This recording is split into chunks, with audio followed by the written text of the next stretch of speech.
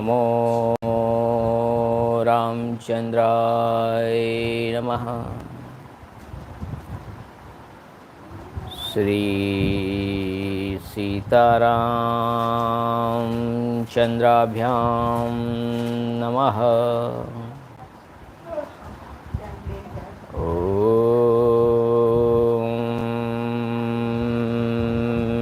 राम रामाय नमः।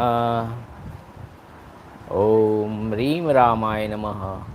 ओम श्रीं रामाय नमः। ओम ऐं रामाय नमः। श्री रामचंद्र चरणो मनसा स्मरामि। श्री रामचंद्र चरणो वचसा गृह्णामि। श्री रामचंद्र चरणो शिरसा नमामि। श्री रामचंद्र चरणो शरणं प्रपद्ये। नमस्कार वडीलो, मित्रों,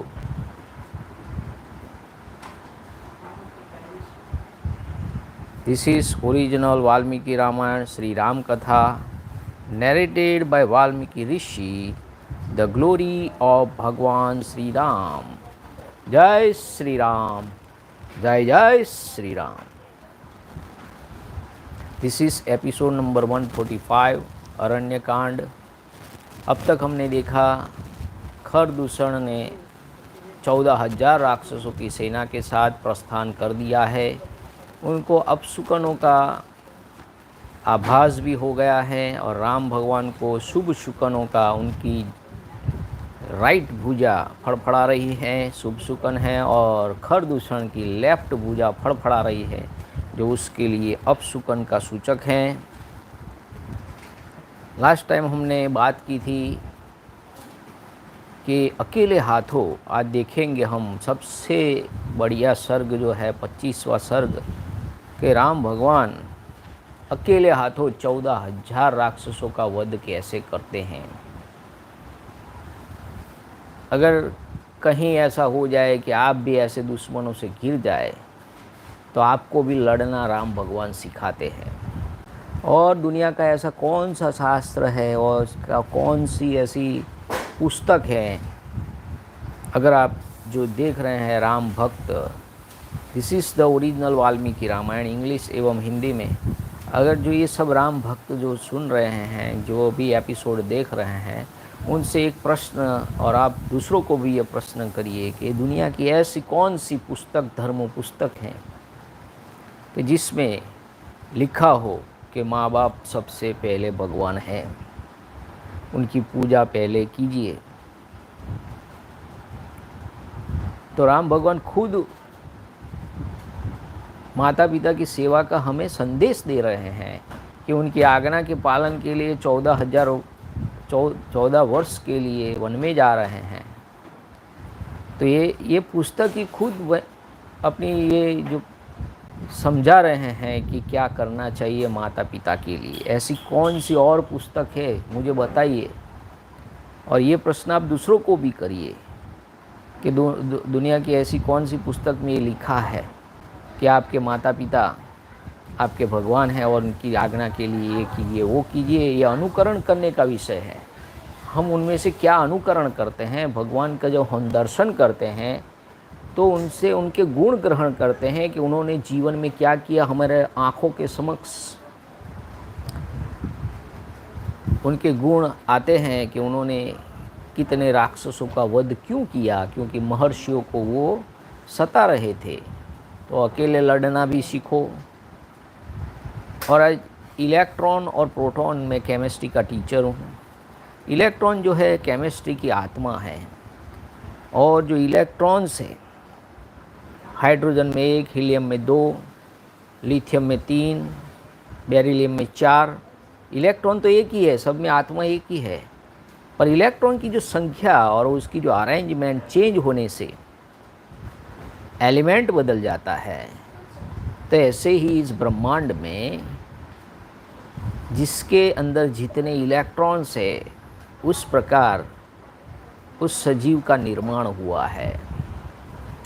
तो वो उसका शरीर है, electronic configuration, that is the उस body and the electron is the soul. तो इलेक्ट्रॉन की संख्या, उसका अरेंजमेंट, उसकी स्टेबिलिटी, इससे शरीर बनता है। तो आत्मा तो सब में एक है, जीव जंतु से मनुष्य, पेड़ पौधे से सब वृक्ष में आत्मा एक ही है, और उसकी अरेंजमेंट, उसकी जो पोजीशन है अलग अलग है। वैसे ही सब स्त्री पुरुष सब में भी यही है। तो ये भी एक जानने वाली बात थी जो मैंने आपको समझाई, क्योंकि मैं केमिस्ट्री पढ़ाता हूँ, तो उसी दृष्टि से भी इस आध्यात्म को देखता हूँ। और आज का सबसे बढ़िया एपिसोड होने जा रहा है, तो ध्यान से कथा सुने। जो राम भक्त हैं इस कथा को शेयर करें, सपोर्ट करें, और दूसरों को भी इसका लाभ पहुँचाए। हम आपसे और कुछ नहीं मांग रहे कि भाई पैसे भेजिए, ये भेजिए। हम पैसे के लिए तो ये कथा कर नहीं रहे हैं। तो ये तो सेवा है, हमारा फ़र्ज है, हमारा धर्म है। तो हमें हमारा धर्म, हमारी फ़र्ज बजानी है। और आज का एपिसोड तो सुनने वाला है कि भाई ये क्या, कैसे एक अकेले हाथों राम भगवान सबका वध करेंगे। तो शुरू करते हैं आज की परम पावन पुण्यमयी कथा, जो हजारों जन्मों के पाप को नष्ट करने वाली है। ऐसी पुण्यमयी कथा का आरंभ करते हैं। एपिसोड नंबर 144 इन हिंदी और इंग्लिश। अरण्यकांड 25वां सर्ग। जय श्री राम। जय जय श्री राम। 25वां सर्ग, राक्षसों का श्री राम पर आक्रमण और श्री रामचंद्र जी के द्वारा राक्षसों का संहार। 25 सर्गः Canto 25। The ogres attack Sri Ram. Ram kills them all. खर ने अपने अग्रगामी सैनिकों के साथ आश्रम के पास पहुंचकर क्रोध में भरे हुए शत्रुघाती श्री राम को देखा, जो हाथ में धनुष लेकर खड़े थे। उन्हें देखते ही अपने तीव्र टंकार करने वाले प्रत्यंचा सहित धनुष को उठाकर सूत को आज्ञा दी, मेरा रथ राम के सामने ले चलो। Reaching the hermitage, Khar with his attendants saw the celebrated Sri Ram, the slayer of his enemies, with the bow held together tightly in anger. Seeing him and lifting his bow, furnished with a string and making a sharp twang, he commanded the charioteer in the following words: Let the chariot be driven in the front of Ram. खर की आज्ञा से सारथी ने घोड़ों को उधर ही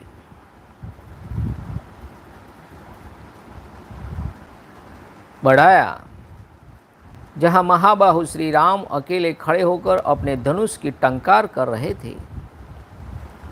At the command of Khar, the said charioteer goaded the horse on to where the mighty arm Ram stood alone, twanging his bow.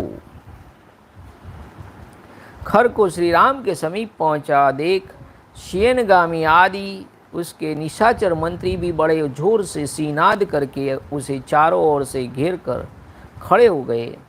Seeing him arrived near Ram and uttering a loud roar, his ogres companions for their part surrounded him on all sides. उस समय उन राक्षसों के बीच में रथ पर बैठा हुआ खर तारों के मध्य भाग में उगे हुए मंगल की भांति शोभा पा रहा था। Seated in his chariot in the midst of those ogres, the celebrated Khar looked like the Mars region in the midst of the star.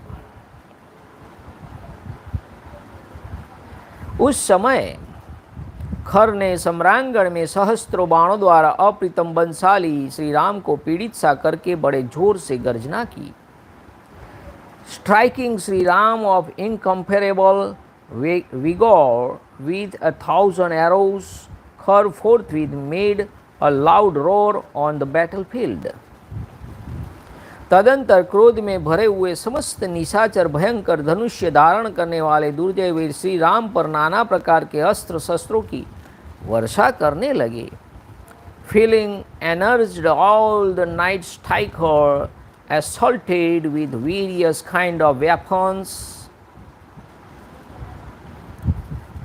The celebrated Sri Ram, who was armed with a terrible bow and was heard to conquer. उस सम्रांगण में रुष्ट हुए राक्षसों ने सुरवीर श्री राम पर लोहे के मुद्दरों, शूलों, प्रासों, खड़गों और फरसों द्वारा प्रहार किया. Given up to fury, the ogres violently struck the hero on the battlefield with club, iron picks, barbed missiles, swords and axes.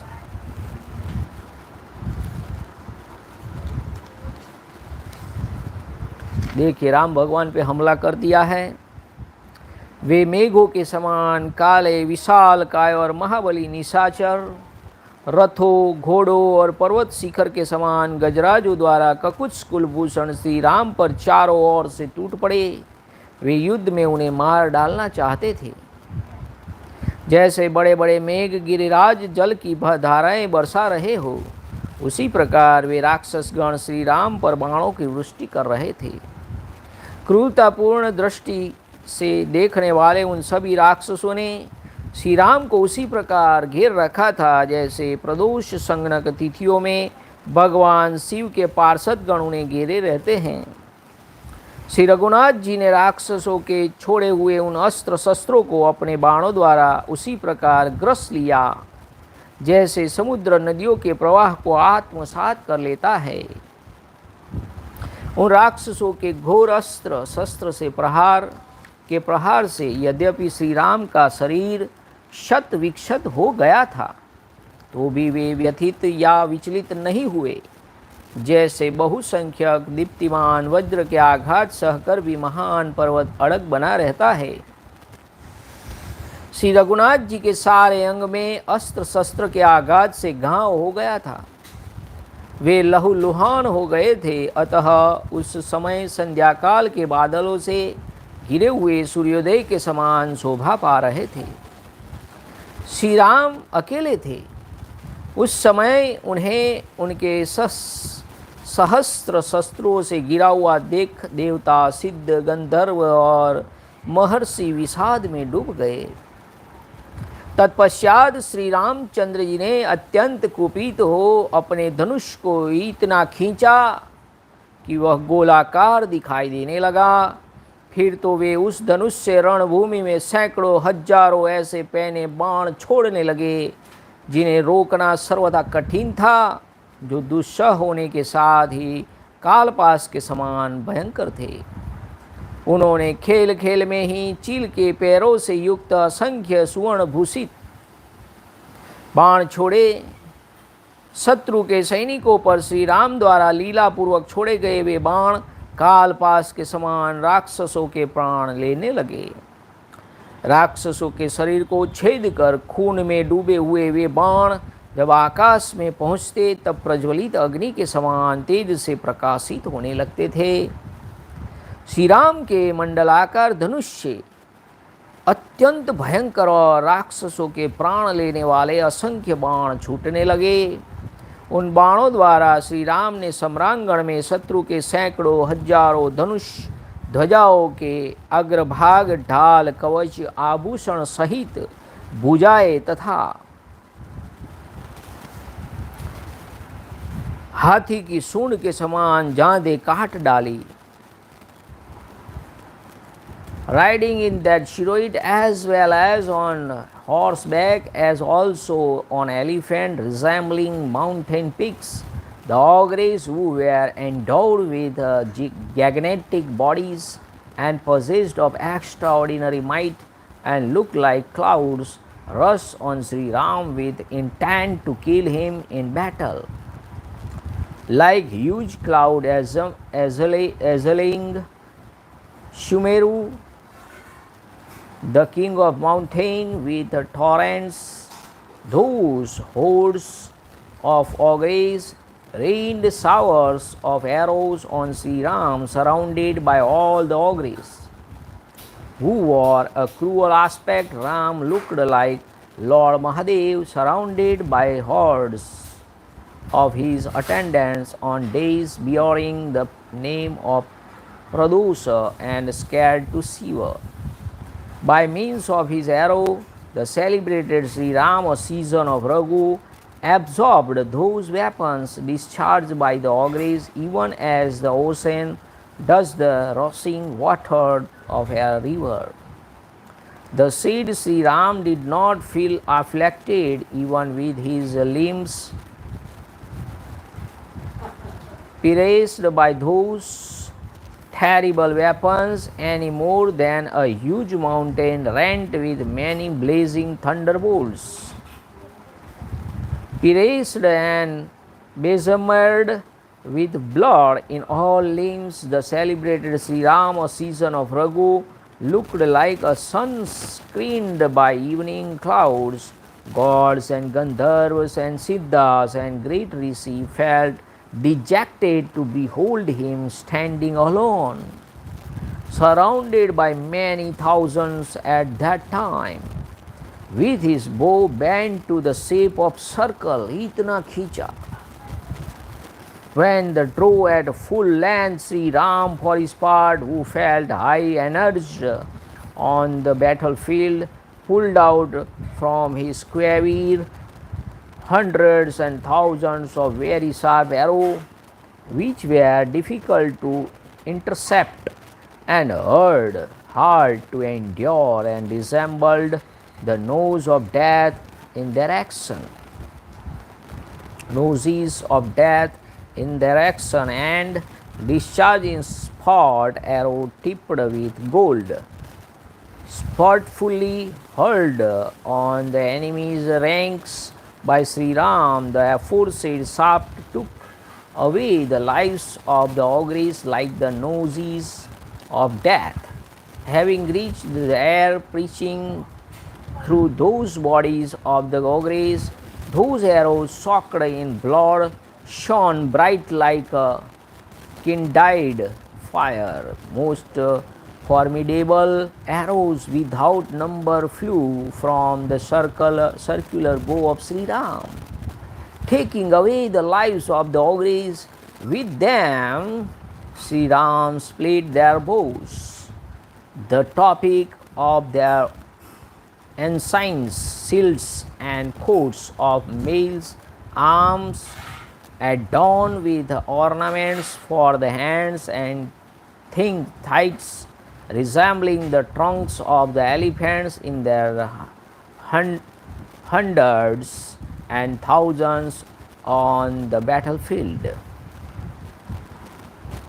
प्रत्यंचा से छूटे हुए श्री राम के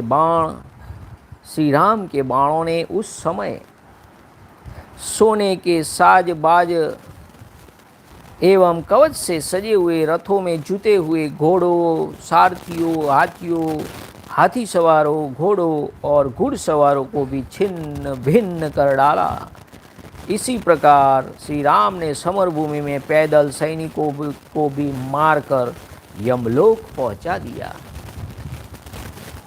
The arrows of Sri Ram, released from his bowstring on the occasion, tore and scratched the horses through, protected by golden armor, along with the chariots and the charioteer, the elephants with their riders, and the horsemen with their horses, nay, killing the foot soldiers in the encounter. He firmly dispatched them to the abode of the Yam, the god of the death.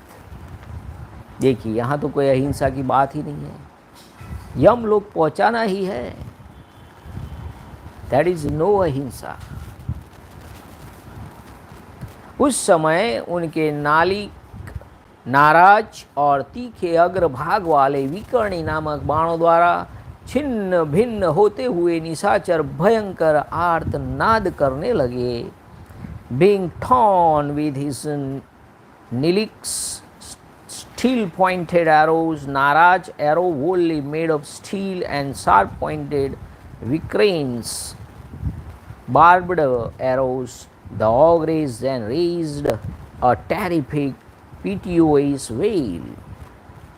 Shri Ram के चलाए हुए उन नाना प्रकार के मर्म भेदी बाणों द्वारा पीड़ित हुए राक्षस सेना आग से जलते हुए सूखे वन की भांति सुख शांति नहीं पाती थी। Tormented by Sri Ram with arrow of various kinds, piercing their vital parts, the said army was still at ease like a dry forest oppressed by fire. कुछ भयंकर बलशाली सुरवीर निशाचर अत्यंत कुपित हो श्री राम पर प्रासों, शूलों और फरसों का प्रहार करने लगे। Extremely energized, some gallant knight striker possessed of terrible might hurled at Sri Ram barbed missile, iron picks and axes. परंतु पराक्रमी महाबाहु श्री राम ने रणभूमि में अपने बाणों द्वारा उन अस्त्र शस्त्रों को रोककर उनके गले काट डाले और प्राण हर लिए। Intercepting their weapons with his arrow, the valiant and mighty Sri Ram severed their necks and took away their lives in the encounter.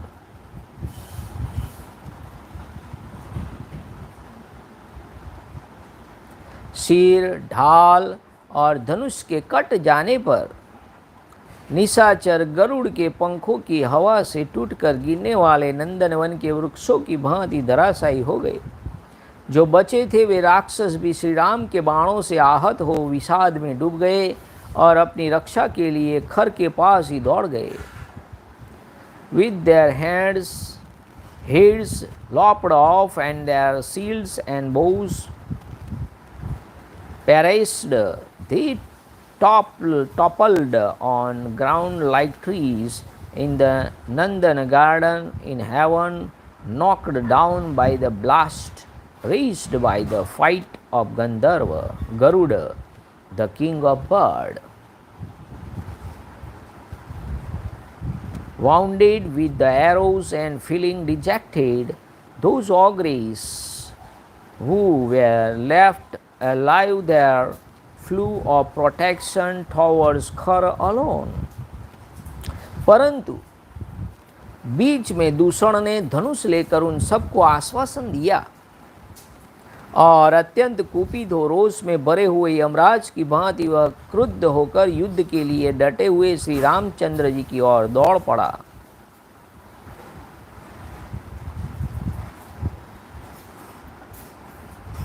Consoling them all, the taking his bow, Dushana, who felt extremely energized, rushed towards the infuriated Ram like the angry Yama.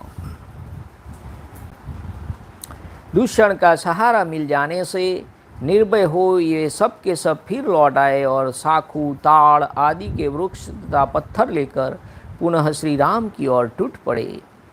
Rendered fearless by backing of Dushana, all returned once more and rushed towards Ram alone, using sal and palmary trees and slabs of stone for weapons. उस युद्ध स्थल में अपने हाथों में शूल, मुद्दर और पास धारण किए वे महाबली निशाचर बाणों तथा अन्य अस्त्र शस्त्रों की वर्षा करने लगे। कोई राक्षस वृक्षों की वर्षा तो कोई पत्थरों की। उस समय इन श्री राम और उन निशाचरों में पुनः बड़ा ही अद्भुत, भयंकर, महाभयंकर, घमासान और रोमांचकारी युद्ध होने लगा। वे राक्षस कुपित होकर चारों ओर से पुनः श्री रामचंद्र जी को पीड़ित करने लगे। तब सब ओर से आए हुए राक्षसों से संपूर्ण दिशाओं और उप दिशाओं को घिरी हुई देख बाण वर्षा से आच्छादित हुए महाबली श्री राम ने भैरवनाद करके उन राक्षसों पर परम तेजस्वी गांधर्व नामक अस्त्र का प्रयोग किया। Nay holding iron pikes and clubs as well as noses in their hands, the ogres, who were possessed of grand might, began to rain on the field of battle showers of the arrows and weapons, as well as volleys of trees and slopes of stones. That encounter between celebrated Sri Ram and the aforesaid ogres was indeed wonderful, tumultuous, and most dreadful, and caused one's hair to stand on end. Waving in wrath, they tormented Sri Ram once more on all sides. Seeing all the quarters as well as the intermediate points encompassed by the ogres arrived from all sides, and uttering a terrible roar, Sri Ram, who was now covered with a shower of shaft and who was possessed of extraordinary might, discharged the most repellent missile presided over by the Gandharva against the ogres. ये जो गंधर्व अस्त्र हैं वो अगस्त्य मुनि ने उनको दिया था कि जब भी ऐसी बहु भयंकर मुसीबत आ जाए तो इस शस्त्र का यूज़ करना। देखिए 14,000 से लड़ने में कोई प्रॉब्लम नहीं है, पर आपके साथ उतनी ताकत भी होनी चाहिए। अकेले हाथों आप लड़ सकते हैं, राम भगवान की तरह बल पराक्रम होना चाहिए, मिसाइलें भी होनी चाहिए, तब आप लड़ सकते हैं।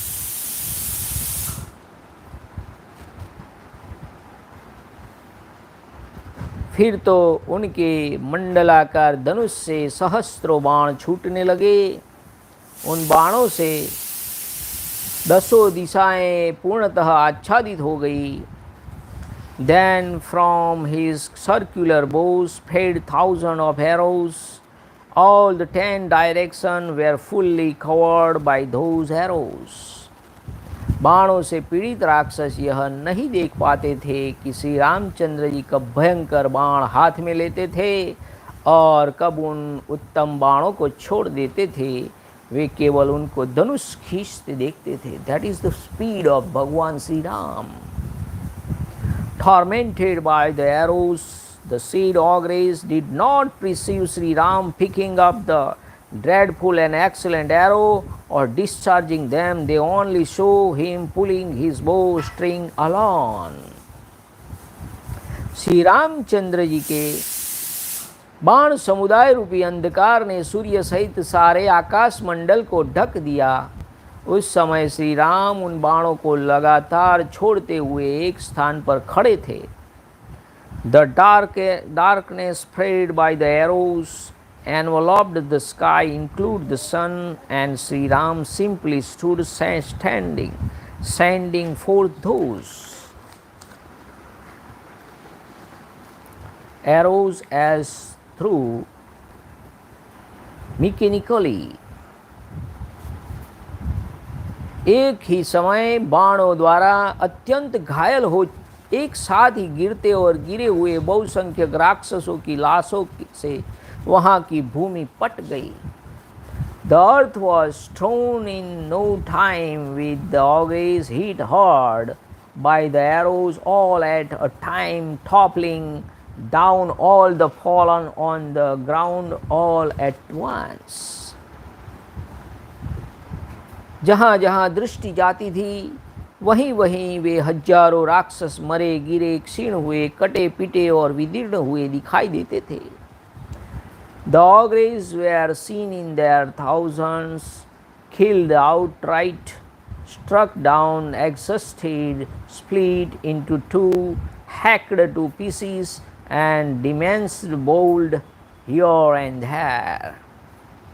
वहाँ श्री राम के बाणों से कटे हुए पगड़ियों सहित मस्तकों, बाजूबंद सहित भुजाओं, जांदों, बाहों, भांति भांति के आभूषणों, घोड़ों, श्रेष्ठ हाथियों, टूटे फूटे अनेकानेक रथों, चंवरों, व्यजनों, छत्रों, नाना प्रकार की ध्वजाओं, छिन्न भिन्न हुए शूलों, पट्टीसों, खंडित खड़गों, बिखरे प्रासों, फरसों, चूर चूर हुई शिलाओं तथा टुकड़े टुकड़े हुए बहुतेरे विचित्र बाणों से पटी हुई वह समरभूमि अत्यंत भयंकर दिखाई देती थी। उस सब को मारा गया देख शेष राक्षस अत्यंत आतुर हो वहाँ शत्रु नगरी पर विजय पाने वाले श्री राम के सन्मुख जाने में असमर्थ हो गए। Thickly strewn with herds,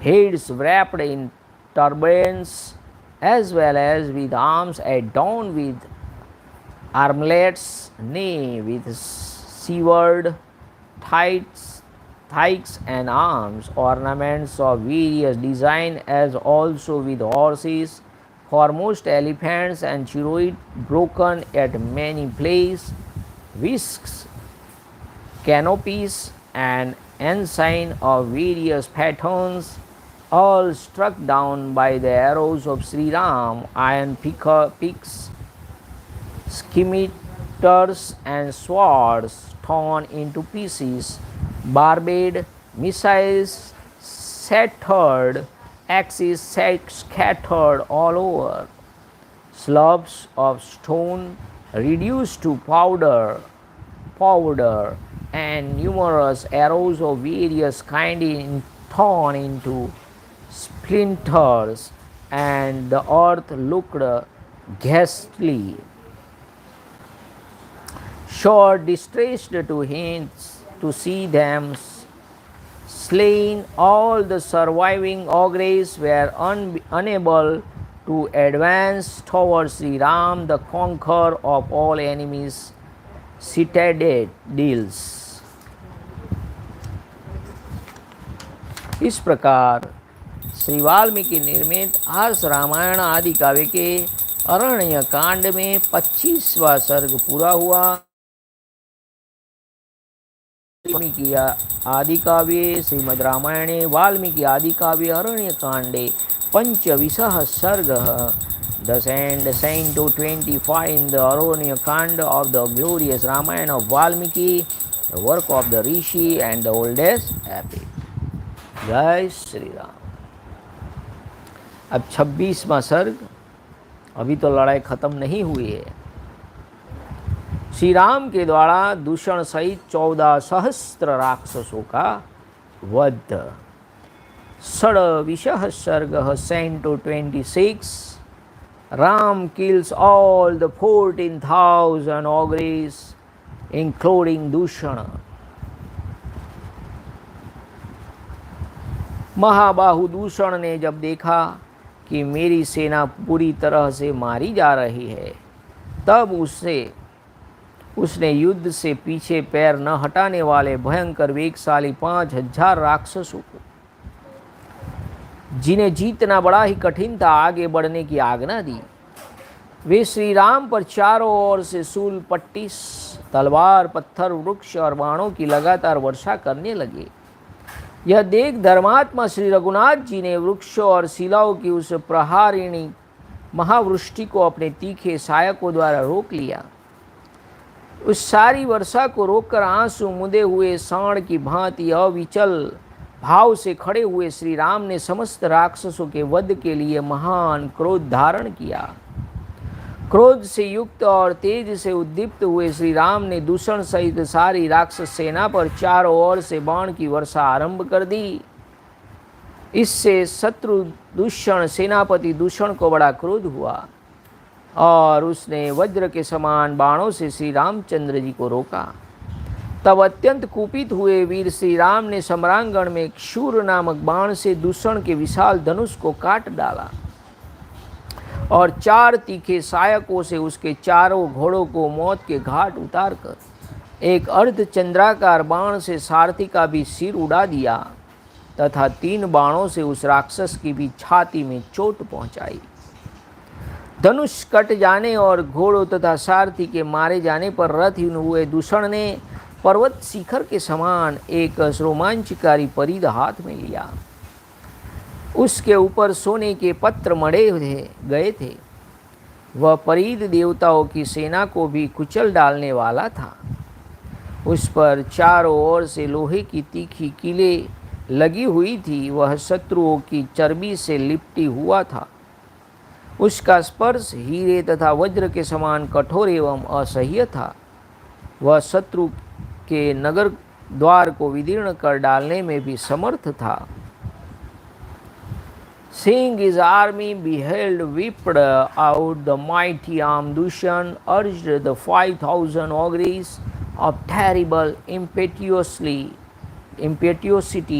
who were heard the approach and never turned their back on battlefield to march on. They incessantly assailed Ram on all sides with iron picks, scimitars, swords, showers of slabs of stone, as also with trees and volleys of arrows. The pious-minded Shri Rama, son of Raghu, intercept that great and deadly shower of trees and slabs of stone with his sharp arrows, having intercepted the wholly standing fearlessly like a bull with eyes closed. Shri Ram summoned extreme wrath for the extermination of all the ogres, possessed by anger as also burning with glory. He thereupon covered on all sides the army, including Dushan, with his arrows. Getting an angry General Dushan, the battler of enemies, effectively intercept the celebrated Shri Rama, son of Raghu, with his arrows, the viewed with thunderbolts. Extremely enraged, the heroic Shri Ram then split his mighty bow with a razor-like arrows, and with 4 other arrows perished the 4 horses of the chariot. Nay, having killed the horse with his sharp arrows, he served the head of Dushan's chariot with an arrow having a crescent-shaped head, and with 3 more arrows pierced that ogres in the chest. With his bow broken, as well as horse and chariot killed, Dushan, who was now left without a chariot, seized an iron-capped club looking like a mountain peak, which was plated with belts of bolts, studded with sharp iron picks, and soaked with the fat of enemies, which was hard to touch like a thunderbolt, and caused the hair to stand on its end, and which was capable of crushing the celestial army and smashing the gates of the enemy's citadels. रणभूमि में बहुत बड़े सर्प के समान भयंकर उस परिध को हाथ में लेकर वह क्रूर कर्मा निशाचर दूषण श्री राम पर टूट पड़ा। Tightly grasping that club, which appeared like a large serpent, Dushan, an ogre of cruel deeds, rushed at Shri Ram on the field of battle. उसे अपने ऊपर आक्रमण करते देख श्री रामचंद्र जी ने 2 बाणों से आभूषण सहित उसकी दोनों भुजाएं काट डाली. While Dushan was Darting at him, Sri Rama, season of Raghu, lopped off with a pair of arrows both his arms with ornaments on the hands. युद्ध के मुहाने पर जिसकी दोनों भुजाएं कट गई थी, उस दूषण के हाथ से खिसक कर वह विशाल काय परिद इंद्रध्वज के समान सामने गिर पड़ा. Loosed from his grasp the colossal club of Dushan, whose arms had been severed from his body, dropped in the van of the fight like a banner raised in honor of Indra. जैसे दोनों दांतों के उखाड़ लिए जाने पर महान मनस्वी गजराज उनके साथ ही धराशायी हो जाता है, उसी प्रकार कटकर गिरी हुई अपनी भुजाओं के साथ ही दूषण भी पृथ्वी पर गिर पड़ा. Along with his severed arms, Dushan fell on the ground like a proud, lordly elephant with uprooted tusks. रणभूमि में मारे गए दूषण को धराशायी हुआ देख समस्त प्राणियों ने साधु साधु कहकर भगवान श्री राम की प्रशंसा की. Seeing the celebrated Dushan killed in the battle and fallen on the ground, all beings present there acclaimed Sri Rama, season of Kakutsa, saying, "Well done, bravo, well done, bravo." इसी समय सेना के आगे चलने वाले महाकपाल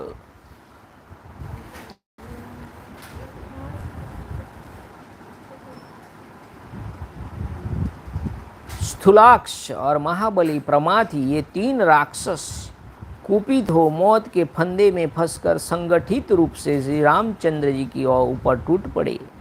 राक्षस महाकपाल ने एक विशाल शूल उठाया, स्थूलाक्ष ने पट्टी साथ में लिया और प्रमाथी ने फरसा संभाल कर आक्रमण किया. उन तीनों को अपनी ओर आते देख भगवान श्री राम ने तीखे अग्रभाग वाले पहने सहायकों द्वारा आए हुए अतिथियों के समान उनका स्वागत किया. श्री रघुनंदन ने महाकपाल का सिर एवं कपाल उड़ा दिया, प्रमाथी को असंख्य बाण समूह से मथ डाला और स्थूलाक्ष की स्थूल आँखों को सहायकों से भर दिया. तीनों अग्रगामी सैनिकों का वह समूह अनेक शाखा वाले विशाल वृक्ष की भांति पृथ्वी पर गिर पड़ा. तदंतर श्री रामचंद्र जी ने कृपित हो दूषण के अनुयायी 5000 राक्षसों को उतनी ही बाणों का निशाना बनाकर क्षण भर में यमलोक पहुंचा दिया. दूषण और उनके अनुयायी मारे गए, यह सुनकर खर को बड़ा क्रोध हुआ. उसने अपने महाबली सेनापतियों को आज्ञा दी, हे वीरों, यह दूषण अपने सेवकों सहित युद्ध में मारा डाला गया है. अतः अब तुम सभी राक्षस बहुत बड़ी सेना के साथ दावा करके इस दुष्ट मनुष्य श्री राम के साथ युद्ध करो और नाना प्रकार के शस्त्रों द्वारा इसका वध कर डालो. Having been killed, the trio dropped down on the ground like a large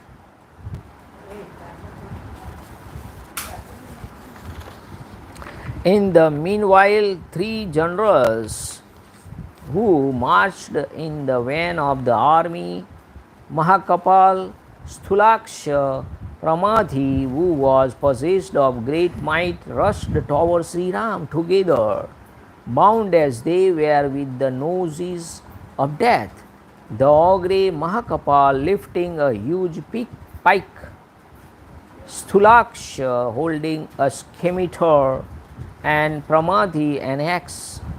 Seeing them approaching, Sri Rama, season of Raghu, for his part, greeted them with a whetted and sharp-edged arrow as one would receive newcomers arrived in one's presence. Sri Ram, the delight of the Raghus, served the head of Mahakapal overpowered Pramathi with innumerable volleys of arrows and filled the large eyes of Thulaksha with arrows. Having been killed, the trio dropped down on the ground like a large tree with branches, striking the 5,000 followers of Dushan with an equal number of arrows. The angry Shri Ram, for his part, dispatched them to the abode of death. And urged to hear of Dushan and those following at his heels having been killed, Khar commanded the generals of his army, who were possessed of great might, as follow: Here Dushana slain in battle, as well as all those who followed at his heels, giving battle to Sri Ram, the wretched human being, with your mighty army. Let you all ogres kill him with weapons of various shapes. ऐसा कहकर कुपित हुए खर ने श्री राम पर ही दावा कर दिया। साथ ही शेनगामी पृथुग्रीव, यज्ञ शत्रु, विहंगम, दुर्जय, करविराक्ष, पुरुष, काल कामूर्क, हेममाली, महामाली, सर्पाश्य तथा रुधिरासन, ये 12 महापराक्रमी सेनापति भी उत्तम बाणों की वर्षा करते हुए अपने सैनिकों के साथ श्री राम पर टूट पड़े। Saying so, the angry Khar attacked Ram at once. Nay, Shenagami, Pruthugriva, Yajana Satru, Vihangama, Durjaya, Purva Vikraskha, Purusha, Kal Karmuka, Hemamali, Mahamali, Sarpashya, Rudirashana. These 12 generals also, who were possessed of extraordinary prowess, together with the rank of file, attacked Ram together, discharging the best of arrows. तब तेजस्वी श्री रामचंद्र जी ने सोने और hero से विभूषित अग्नितुल्य तेजस्वी सहायकों द्वारा उस सेना के बचे कुचे सिपाहियों का भी संहार कर डाला। Then with his arrows encrusted with gold and diamonds and shining like flames, the glorious Ram destroyed the remnant of Khar's army. जैसे वज्र बड़े बड़े वृक्षों को नष्ट कर डालते हैं, उसी प्रकार धूम युक्त अग्नि के समान प्रतीत होने वाले उन सोने की पंख वाले बाणों ने उस समस्त राक्षसों का विनाश कर डाला। Those arrows with golden feather, which shone like flames emitting smoke, made short work of those ogres, even as thunderbolts destroyed large trees. उस युद्ध के मुहाने पर श्री राम ने कर्णी नामक 100 बाणों से 100 राक्षसों का और सहस्त्र बाणों से सहस्त्रों निशाचरों का एक साथ ही संहार कर डाला। In the van of the flight, Sri Ram dispatched 100 ogres with 100 arrows and 1,000 ogres with 1,000 at once. उन बाणों से निशाचरों के कवच, आभूषण और धनुष छीन भिन्न हो गए और वे खून से लथपथ हो पृथ्वी पर गिर पड़े। With their coats of mail and ornaments shattered and bows split into two and broken and themselves bezamed with blood, the night striker dropped on the ground. कुशों से ढकी हुई विशाल वेदी के सामने युद्ध में लहूलुहान होकर गिरे हुए खुले केस वाले राक्षसों से सारी भूमि पट गई। like a large sacrificial altar with blades of the scared kush grass. The whole area was completely strewn with the ogres fallen bathed in blood, with the disheveled hair on the battlefield. राक्षसों के मारे जाने से उस समय वहाँ रक्त और मांस की कीचड़ जम गई, अतः वह महाभयंकर वन नरक के समान प्रतीत होने लगा. Covered with corpses of the slain ogres, the forest, which had been rendered muddy with blood and flesh, appeared most ghastly, like a veritable hell. मानव स्वरूपधारी श्री राम ने अकेले ही और पैदल थे तो भी उन्होंने भयानक कर्म करने वाले 14,000 राक्षसों का तत्काल मौत के घाट उतार दिया. 14,000 ogres of terrible deeds were killed by Ram, a human being fighting on foot, single-handed. उस समूची सेना में केवल महारथी खर और त्रिशिरा ये 2 ही राक्षस बचे हैं. उधर शत्रु संहारक भगवान श्री राम ज्यों के त्यों युद्ध के लिए डटे रहे. उपयुक्त 2 राक्षसों को छोड़कर से सभी निशाचरों जो महान पराक्रमी, भयंकर और दुर्जय थे, युद्ध के मुहाने पर लक्ष्मण के बड़े भाई श्री राम के हाथों मारे गए. तदंतर महासमर में महाबली श्री राम के द्वारा अपनी भयंकर सेना को मारी गई देख हर एक विशाल रथ के द्वारा श्री राम का सामना करने के लिए आया, मानो वज्रधारी इंद्र किसी शत्रु पर आक्रमण किया हो. Out of that entire army, the great Khar warrior Khara, as also the ogre Trishira and its exterminator Sri Ram, the slayer of his foes, survived. The other ogres, who were well known, possessed of great power prowess, fierce and hard to encounter, were all killed by the elder brother of Lakshman in the van of the fight. Then, perceiving that terrible army killed in a major conflict by Sri Ram, who proved superior in strength when matched with the entire host, Khara then rode in a large chariot like Indra with his thunderbolt uplifted and attacked Sri Ram from where he was. इस प्रकार श्री वाल्मीकि निर्मित आर्ष रामायण आदि काव्य के अरण्य कांड में 26वां सर्ग पूरा हुआ. इत्यार्ष श्रीमद् रामायणे वाल्मीकि आदि काव्य अरण्य कांडे षड्विंशः सर्गः. Thus ends Canto 26 in the Aranyakand of the glorious Ramayana of Valmiki, the work of a rishi and the oldest epic. Jai Shri Ram. Namah Parvati Pate. हर हर महादेव हर. ओम नमो रामचंद्राय नमः. श्री सीतारामचंद्राभ्यां नमः.